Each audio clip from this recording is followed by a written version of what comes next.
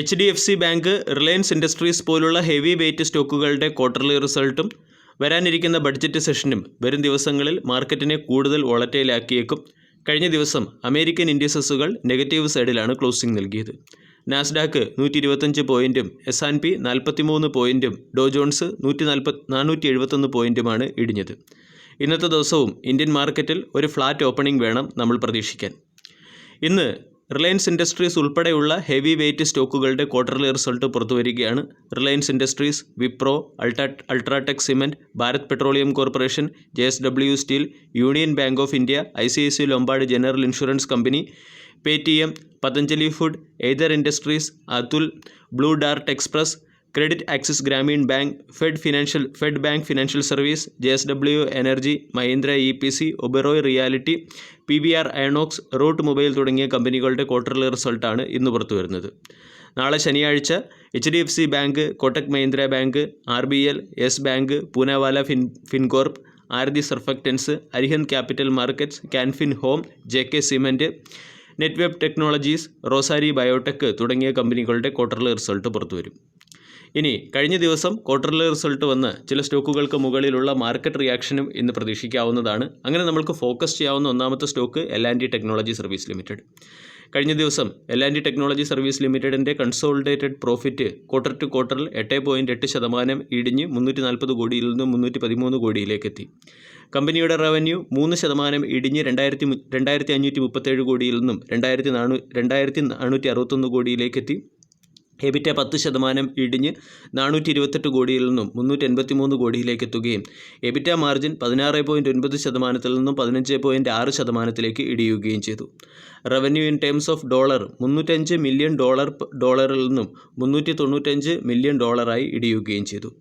ഇൻഫോസിസിൻ്റെ quarterly റിസൾട്ടിൽ quarter to ക്വാർട്ടറിൽ കമ്പനിയുടെ financial പെർഫോമൻസിലും growth ഗൈഡൻസിലും മെച്ചമുണ്ടായിട്ടുണ്ടെങ്കിലും year on ഇയറിൽ പ്രോഫിറ്റ് 20% ക്വാർട്ടർ ടു ക്വാർട്ടറിൽ പ്രോഫിറ്റ് 20% ഇടിഞ്ഞു. ഇയർ ഓൺ ഇയറിൽ ഇൻഫോസിസിൻ്റെ പ്രോഫിറ്റ് 8% ഉയർന്ന് 6368 കോടിയായി മാറി. ക്വാർട്ടർ ടു ക്വാർട്ടർ പ്രോഫിറ്റ് 7969 കോടിയിൽ നിന്നും 6368 കോടിയിലേക്ക് ഇടിയുകയാണ് ഉണ്ടായത്.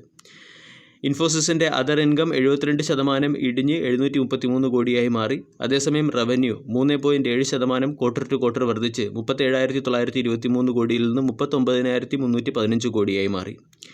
EBITDA 18.8% വർദ്ധിച്ച് 7,621 കോടിയിൽ നിന്നും 8,288 കോടിയിലേക്ക് എത്തി. EBITDA മാർജിൻ 20.1% നിന്നും 21.1% ഉയർന്നു. Revenue in terms of US dollar 3.3% വർദ്ധിച്ച് 4,564 ബില്യണിൽ നിന്നും 4,714 മില്യണിലേക്ക് എത്തി. കോൺസ്റ്റന്റ് കറൻസി റവന്യൂ ഗ്രോത്ത് 3.6% ഉയരുകയും റവന്യൂ ഗ്രോത്ത് ഫോർകാസ്റ്റ് 1.3% നിന്നും 3 മുതൽ 4% ഉയരുകയും ചെയ്തു. 2025 ഫിനാൻഷ്യൽ ഇയറിലേക്കുള്ള കമ്പനിയുടെ ഓപ്പറേറ്റിംഗ് മാർജിൻ ഫോർകാസ്റ്റ് 20 മുതൽ 22% ഉയർത്തിയിട്ടുമുണ്ട്. ടാറ്റ ടെക്നോളജിയുടെ ക്വാർട്ടർലി റിസൾട്ടും നിരാശാജനകമാണ്.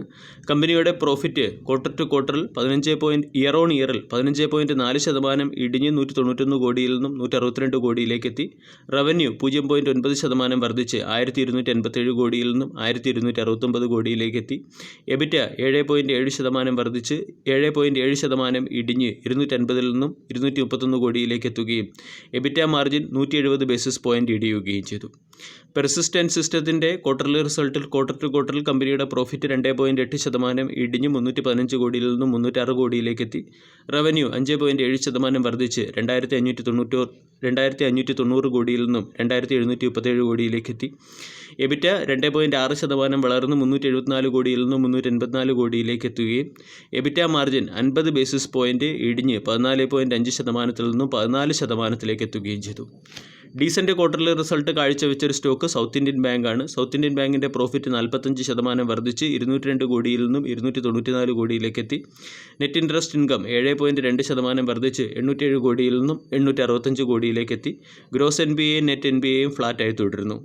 ടെല്ല പ്ലാറ്റ്ഫോമിൻ്റെ ക്വാർട്ടർലി റിസൾട്ടിൽ പ്രോഫിറ്റ് 4.3% ഉയരുകയും റവന്യൂ 10% ഉയരുകയും ചെയ്തു. പ്രോഫിറ്റ് 135 കോടിയിൽ നിന്നും 141 കോടിയിലേക്ക് എത്തുകയും റവന്യൂ 911 കോടിയിൽ നിന്നും 1002 കോടിയിലേക്ക് എത്തുകയും ചെയ്തു. CIE ഓട്ടോമോട്ടീവിൻ്റെ ക്വാർട്ടർലി റിസൾട്ടിൽ കമ്പനിയുടെ പ്രോഫിറ്റ് 1.3% വർദ്ധിച്ച് 213 കോടിയിൽ നിന്നും 216 കോടിയിലേക്കെത്തി. റവന്യൂ 1.2% ഇടിഞ്ഞ് 2320 കോടിയിൽ നിന്നും 2292 കോടിയിലേക്കെത്തി. സിയറ്റിൻ്റെ ക്വാർട്ടർ 1 റിസൾട്ടിൽ കമ്പനിയുടെ പ്രോഫിറ്റ് 7% വർദ്ധിച്ച് 144 കോടിയിൽ നിന്നും 184 കോടിയിലേക്ക് എത്തുകയും റവന്യൂ 8% വർദ്ധിച്ച് 2935 കോടിയിൽ നിന്നും 3192 കോടിയിലേക്ക് എത്തുകയും ചെയ്തു. ദാൽമിയ ഭാരതിൻ്റെ പ്രോഫിറ്റ് 144 കോടിയിൽ നിന്ന് 145 കോടിയിലേക്കെത്തി. റവന്യൂ 0.2% ഇടിഞ്ഞ് 3627 കോടിയിൽ നിന്നും 3621 കോടിയിലേക്കെത്തി. സാഗർ സിമൻറ്റിൻ്റെ ലോസ് കുറഞ്ഞിട്ടുണ്ട്. 39.8 കോടി രൂപയുടെ ലോസിൽ നിന്നും 28.4 കോടി രൂപയിലേക്കാണ് കമ്പനിയുടെ ലോസ് കുറഞ്ഞത്. അതേസമയം റവന്യൂ 3.9% വർദ്ധിച്ച് 539 കോടിയിൽ നിന്നും 560 കോടിയിലേക്ക് എത്തുകയും ചെയ്തു. ഷോപ്പേഴ്സ് സ്റ്റോപ്പിൻ്റെ നെറ്റ് ലോസ് 14 കോടിയിൽ നിന്നും 22 കോടിയിലേക്ക് ഉയർന്നിട്ടുണ്ട്. 14 കോടി രൂപയുടെ പ്രോഫിറ്റിൽ നിന്നും 22 കോടി രൂപയുടെ ലോസിലേക്ക് മാറിയിട്ടുണ്ട്. കമ്പനിയുടെ റവന്യൂ 7.6% വർദ്ധിച്ച് 993 കോടിയിൽ നിന്നും 1069 കോടിയിലേക്കെത്തി.